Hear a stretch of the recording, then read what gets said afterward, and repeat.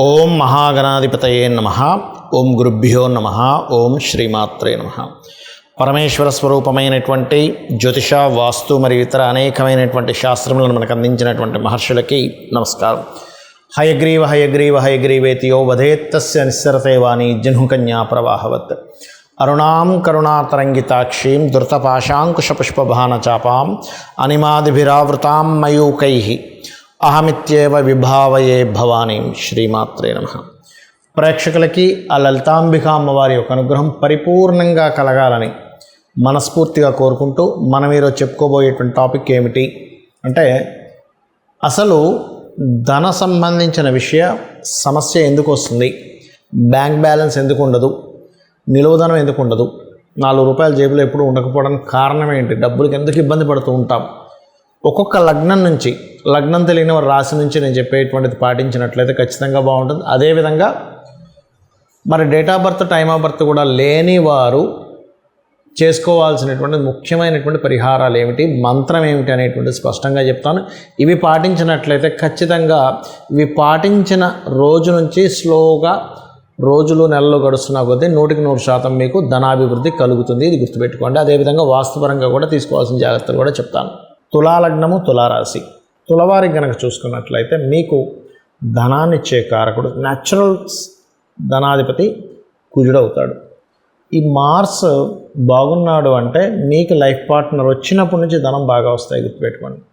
అదే life partner కనుక పాడైందంటే, కుజుడు పాడయ్యాడు, పార్ట్నర్షిప్స్ ద్వారా డబ్బులు పోతాయి. అంటే ఏదో బిజినెస్ చేసాం, పార్ట్నర్షిప్, ఆ పార్ట్నర్షిప్, ఈ పార్ట్నర్షిప్ ద్వారా డబ్బులు పోతూ ఉంటాయి. అయితే ఇక్కడ పర్టికులర్గా ఏంటంటే, పంచమ చతుర్థాధిపతి, తులాలగ్నానికి పంచమ చతుర్థాధిపతి ఎవరైతే ఉన్నారో ఈ కాంబినేషన్ ఏదైతే ఉందో ఇది పర్టికులర్గా శని బాగుంటే ల్యాండ్స్ వల్ల, ఇంటీరియర్ డిజైనింగ్స్ వల్ల, క్రియేటివ్స్ వల్ల అద్భుతంగా ఉంటుంది.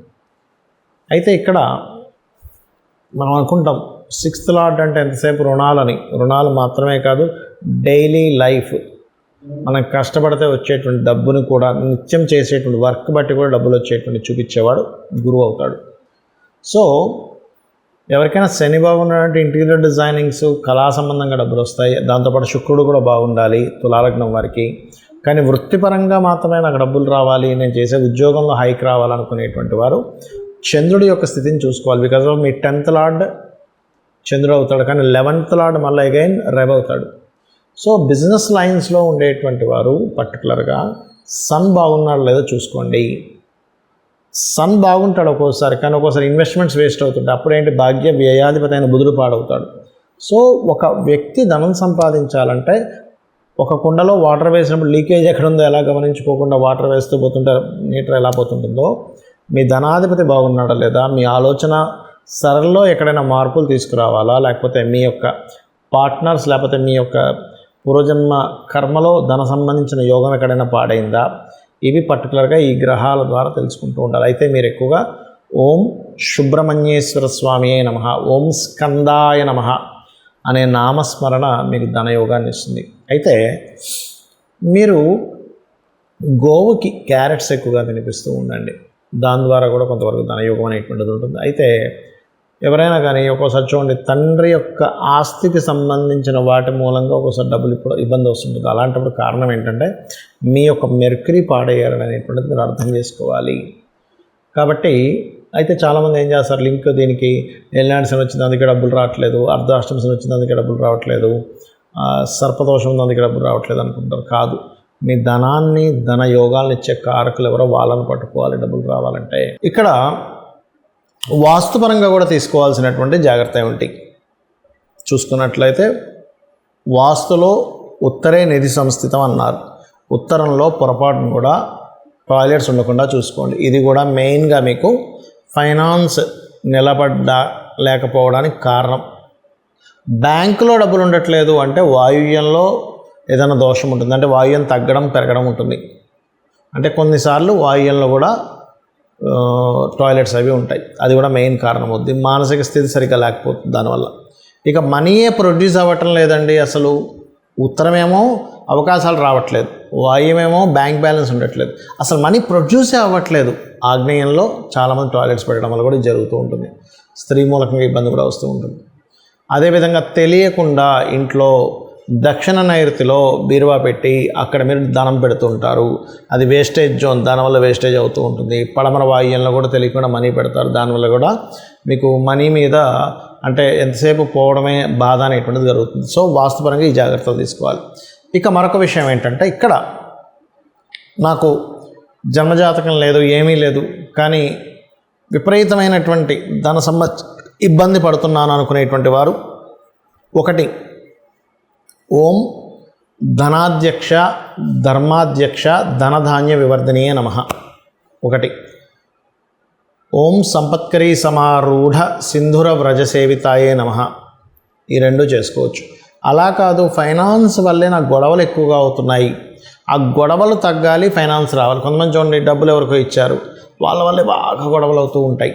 అలాంటప్పుడు రెండు మంత్రాలు చేసుకోవాలి. అదేమిటి అంటే, ఓం నవవిద్రుమ బింబశ్రీ న్యక్కారి రతనచ్చదాయే నమః, గుర్తుపెట్టుకోండి. అదేవిధంగా ఓం అపర్ణాయే నమః చేసుకుంటే అప్పులు కూడా తగ్గుతాయి. అయితే మనకి చూడండి, కొన్ని మనకి వీడియోల్లో చెప్తూ ఉంటారు, చాగంటి వారు కానీ సామవేదం వారు కానీ మనకు వీడియోలో వస్తుంటాయి, లక్ష్మీ స్థానాలు ఇవి లక్ష్మీ స్థానాలు. అవేమిటి అసలు? ఆ లక్ష్మీ స్థానాలు అయితే వాటిని ఏం చేసుకోవాలో చెప్తాను నేను మీకు. ఫస్ట్ ఒకటి ఆవు వెనుక భాగము అంటూ ఉంటారు.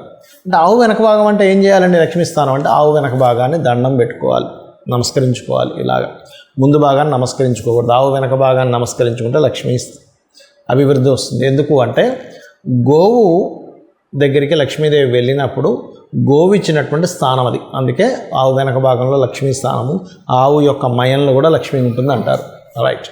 ఇక రెండవది ఏంటి? ఏనుగు కుంభస్థలము అంటూ ఉంటారు. ఏనుగు కుంభస్థలంలో ఉంటే ఏమిటండి అంటే, ఏనుగు కుంభస్థలాన్ని కూడా దండం పెట్టుకోవాలి, అది లక్ష్మీ స్థానం. అంటే ఏమిటి? ఇవన్నీ ఇంద్రుడికి సంబంధించినటువంటిది. ఇంద్రుడు ఏనుగు ఐరావతం అంటారు, మీకు తెలుసు కదా, అందుకే ఇంద్రుడు ఐరావతం మీద తిరగడం అది జరుగుతూ ఉంటుంది. అదేవిధంగా మారేడు దళం, మరి మారేడు దళం అంటారు కదండి, లక్ష్మీ స్థానం అంటుంటారు కదా, మారేడు దళంలో ఉంటుంది అంటారు కదా. ఏం చేయాలి అంటే, మారేడు దళంతో ఈశ్వరుణ్ణి కనుక పూజించినట్లయితే లక్ష్మీ సిద్ధిస్తుంది. వెంటనే ఏమంటారంటే చాలామంది, ఏమండి మాకు తెలిసిన వాళ్ళు చాలామంది చేస్తున్నారు, కానీ వాళ్ళు ఏం పెద్దగా కోటీశ్వరులు అవ్వలేదండి వెంటనే చెప్తూ ఉంటారు. కానీ ఇక్కడ ఏమిటంటే, లక్ష్మి అంటే కేవలం నోట్ల కట్టలు మాత్రమే కాదు అనే విషయాన్ని మనం అర్థం చేసుకోవాలి. సంతాన లక్ష్మి, మంచి సంతానం ఉంటే అది లక్ష్మి, సౌభాగ్యలక్ష్మి, ధనలక్ష్మి, ధాన్యలక్ష్మి, విద్యాలక్ష్మి. అంటే ఏమిటి? మీకు మంచి విద్య ఉంది, అది కూడా లక్ష్మే. మంచి ధాన్యం ఉంది, లక్ష్మియే. ఆరోగ్యం ఉంది, అది కూడా లక్ష్మియే. అసలు లక్ష్మి అంటే అర్థం ఏమిటంటే గుర్తింపు. మీలో ఉన్నటువంటి టాలెంట్ మీరు గుర్తించి దాన్ని అభివృద్ధి చేసుకుంటే అదే లక్ష్మి, గుర్తుపెట్టుకోండి. మనలో ఉన్న టాలెంట్ మనం ఫస్ట్ గుర్తించాలి. లక్ష్మి నా రూపంలో ఏ రూపంలో ఉంది నా దగ్గర, ఆ రూపాన్ని గుర్తించడమే లక్ష్మి. రైట్. అదేవిధంగా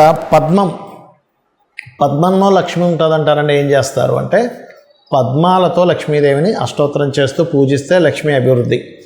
పద్మాలతో హోమం కూడా చేస్తారు. పద్మముకు ఉన్నటువంటి స్థితి ఏమిటి మనం అర్థం చేసుకోవాలి. ఎందుకు పద్మానికి? పద్మం వాటర్లో ఉంటుంది, బయటికి చక్కగా విచ్చుకొని ఉంటుంది. కిందని చూస్తే, దాని కాడ కింద చూస్తే మొత్తం అక్కడంతా నాచు బురద ఉంటుంది. అంటే ఏమిటి? ఇక్కడ మనం అర్థం చేసుకోవాల్సింది ఏమిటి? నువ్వు నీ చుట్టూ ఉండేటువంటి పరిసరాలన్నీ ఎలాగున్నా సరే నీ యొక్క బుద్ధిని వికసించుకున్నట్లయితే, ఇది వికసించుకోవడం ఇలా వికసించుకొని ఉంటుంది. నువ్వు ఎక్కడున్నా సరే నీ బుద్ధి వికసించుకున్నట్లయితే లక్ష్మి వచ్చి అక్కడ కూర్చుంటుంది అని దాని అర్థం పద్మం అనేటువంటిది. అలాగే ఐదవది శ్రీ పాపిట అంటూ ఉంటారు. అంటే ఈ భాగం లలితా సహస్రనామాల్లో ఒక నామం ఉంటుంది, శృతి సీమంత సింధూరి అనేటువంటి ఒక నామం ఉంటుంది. అంటే ఏమిటి? అమ్మవారి యొక్క సంబంధించిన లలితా సహస్రనామాల్లో అమ్మవారి పాదధూలికి సంబంధించిన ఈ పాపిడికి సంబంధించిన నామం అది. అంటే ఇక్కడ మనకి లలిత సహస్రనామాల్లో మరో నామం కూడా ఉంటుంది, సహస్రారాంబు జారూఢ సుధా సారాభివర్షిణి అని. అంటే ఏమిటి? సహస్రారంలో కూర్చొని అమ్మవారు సుధాసార వర్షాన్ని కురిపిస్తుంది. అంటే ఇక్కడ ఉన్నటువంటి అమ్మవారు ఇక్కడ ఉందంటే దాని పాదాలు ఎక్కడ ఉంటాయి? ఇక్కడ ఉంటాయి. అందుకని అక్కడ మనం స్త్రీలు సింధూరం పెడుతూ ఉంటారు. సింధూరం ధరించడం ద్వారా లక్ష్మీ అభివృద్ధి అవుతుంది అంటూ ఉంటారు. ఏమిటండి దానికి ఏమిటండి లక్ష్మీ అభివృద్ధి అవ్వడము అంటే, లక్ష్మి అంటే ఆరోగ్యం అని కూడా మనం చెప్పుకున్నాం. మనము మన చుట్టూ ఉన్న ఆరాతో లోపల ఉండేటువంటి నాడి ఏదైతే ఉంటుందో, నాళ్ళు ఉంటాయి, దాని ద్వారా కూడా లక్ష్మీ సంబంధం ఉంటుంది. ఎట్లాగా మనకి హెల్త్ బాగాలేదు, లక్ష్మీ పోయింది. ఆరోగ్యమే కదండి అన్నిటికంటే ముఖ్యం. ఎంత డబ్బున్నా హెల్త్ బాగాలేదు అనుకోండి, ఏమంటారు? డబ్బులు లేకపోయినా పర్లేదు కానీ ఆరోగ్యం బాగుండాలని అంటాం. ఈ సుధాసార వర్షాన్ని ఎప్పుడైతే ఆవిడ కురిపిస్తుందో 72,000 నాడులు తడుస్తున్నాయో మన ఆరోగ్యము, మన సౌభాగ్యం అన్నీ కూడా ఆవిడ అనుగ్రహంతో నిండుతున్నాయన్నమాట. దానికి ఆవిడ కృతజ్ఞతగా ఇక్కడ పెడతాము. ఇక్కడ ఎప్పుడైతే ప్రెస్ చేస్తుంటారో కొన్ని మనకి సనాతన ధర్మంలో ఏంటంటే ఇది తాడే అంటారు, ఇక్కడ ఆజ్ఞాచక్రం ఉంటుంది అంటారు. అలాగే ఇక్కడ సహస్రారం సంబంధించినటువంటిది ఉంటుంది. కాబట్టి ఇక్కడ ఇలా ఎప్పుడైతే సింధూరంతో చేస్తుంటామో ఇలాగా స్త్రీలకి ప్రత్యేకంగా పాపిటి మధ్యలో, అది గొప్ప యోగంగా మారుతుంది. అదే కాకుండా భర్త ఆయుష్ని పెంచుతూ ఉంటుందని చెప్తూ ఉంటారు. భర్త కూడా లక్ష్మీ కదండి, వాళ్ళకి భార్యకి భర్త లక్ష్మి, భర్తకి భార్య లక్ష్మీ స్వరూపము. అంటే లక్ష్మి అంటే ఇక్కడ కేవలం డబ్బులో ఒక స్త్రీమూర్తిలో చూడడం కాదు, క్షేమం కలిగించేది, గుర్తింపునిచ్చేది లక్ష్మి అని అర్థం. ఒక గుర్తింపు స్త్రీకి కానీ పురుషుడికి కానీ వాళ్ళ పార్ట్నర్ ఒక గుర్తింపు. ఈ రకంగా ఇవి చేసుకుంటూ నేను చెప్పినటువంటిది ఒక్కొక్క లగ్నానికి ఏదైతే చెప్పానో ఇవి చేస్తూ మీరు లక్ష్మీ అనుగ్రహం పరిపూర్ణంగా పొందాలని మనస్ఫూర్తిగా కోరుకుంటూ శ్రీమాత్రే నమః.